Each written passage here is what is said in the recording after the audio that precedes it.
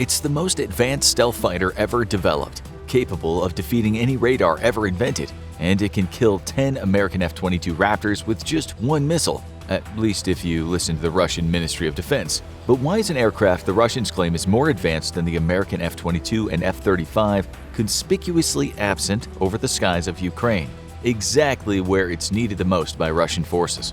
The Su-57 is a Russian multi-role fighter that's Russia's first attempt at a fifth-generation aircraft. It was conceived in 1999 after its predecessor, the Mikoil Project 144, proved to be entirely too expensive to actually put into production. The Project 144 was meant to be an answer to America's own F-22, which was at the time nearing completion and initial operational capability. However, the collapse of the Soviet Union led to an economic crisis and the project struggled to find adequate funding. The MiG-144 would have its maiden flight in February 2000 and then be cancelled shortly after. The Su-57, NATO codename Felon, was meant to build upon the successes of the 144 and field a true fifth-generation fighter. By now, the United States was starting to churn out the F-22 Raptor, and Russia had no answer to this critical threat. But almost inevitably, the Felon ran into its own financial difficulties, and a program that was meant to produce a fleet of fighters by the mid-2000s would only deliver its first operational aircraft in 2020. Russia couldn't afford to produce the Su-57 on its own, though, and troubles began early when Russia and India signed an agreement to co-develop the aircraft in September 2010. As the project evolved, however, Indian engineers voiced serious concerns about the aircraft's capabilities and survivability against American fifth-generation fighters. By 2014, India had lost faith in the Su-57 and formally abandoned the program, leaving Russia to finance it on its own. This immediately put a massive financial strain on Russia, further compounded by sanctions of high-technology goods from the West after its annexation of Crimea. The Su-57 struggled through development, and a fleet once envisioned to consist of over 100 aircraft ended up producing only a dozen or so test models. In 2018, Russia claimed that the Su-57 took part in combat operations in Syria. However, there's no real proof that the jet performed any combat duties in the country. It's very likely then that Russia merely deployed the plane there to fly a few non-combat sorties so as to attempt to rouse interest from foreign investors, a very common tactic by the Russian defense industry.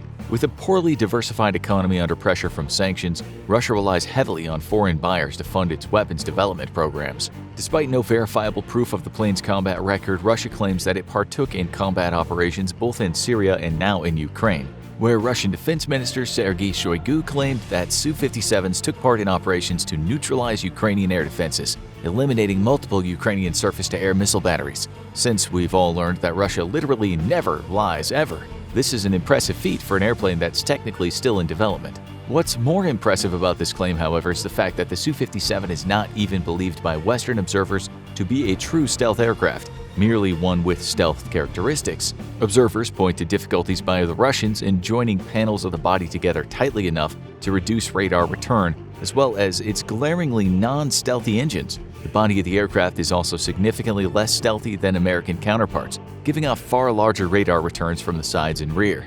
This, however, is in line with the Russian philosophy of operating aircraft only within the safety of ground-based air defenses. The Russians simply couldn't afford to field an all-aspect stealth aircraft, and thus focused only on frontal stealth. The aircraft also appears to lack another quality of a fifth-generation fighter: data link capabilities. While tests are underway to have the Su-57 speak with a drone companion, this is far from the capabilities of the US F-35, which can operate as a sort of mini air control platform in place of traditional AWACS, speaking with a variety of friendly aircraft and helping guide weapons and planes to their targets. However, the Su-57 does have some design advantages over real fifth-generation aircraft in America's arsenal. For one, it's far more maneuverable than any US aircraft, and this is a big clue to the fact that the Russians know this is not a peer to an American fifth-generation fighter.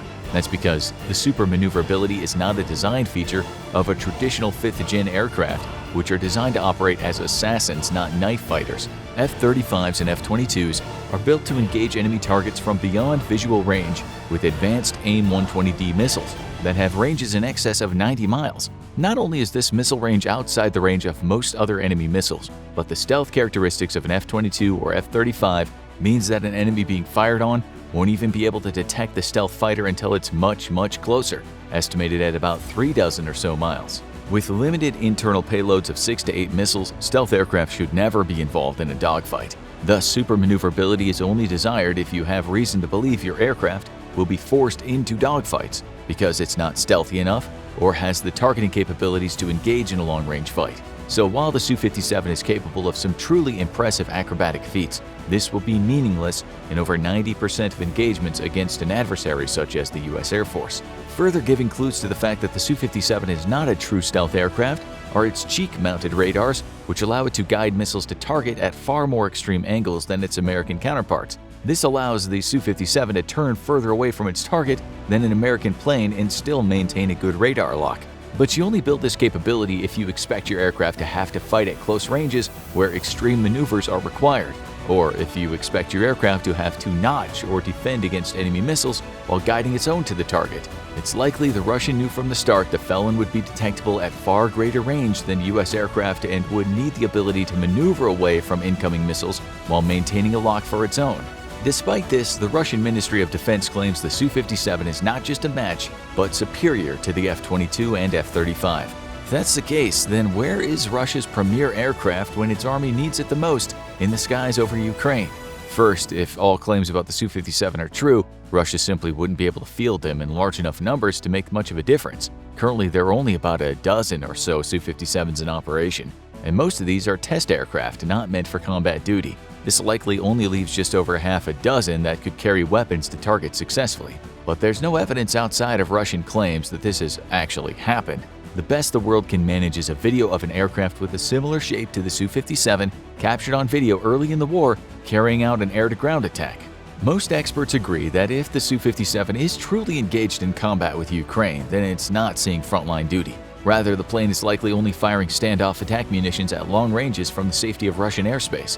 Armed with the right weapons, the Su-57 could potentially stay out of range of Ukrainian air defenses and destroy them, as claimed by Russia, but there's practically no chance that Russia is willing to risk flying its flagship aircraft over the front lines where it could potentially be shot down, causing Russia heaps of international embarrassment, at least more than it's earned so far.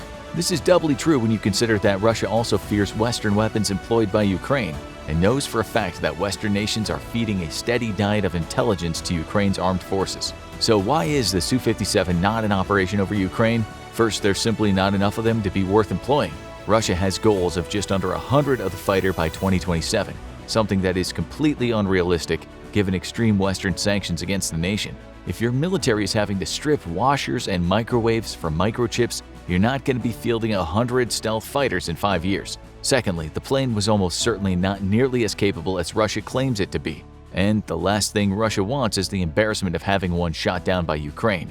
Russia has lost an estimated 144 aircraft in the war, with 24 of those being frontline manned fighters or ground attack aircraft. The threat environment is too high for Russia to risk the PR disaster that would ensure if a Felon was shot down by the Ukrainians. Now go check out US F-35 versus Russia's Su-57. Who would win? Or click this other video instead.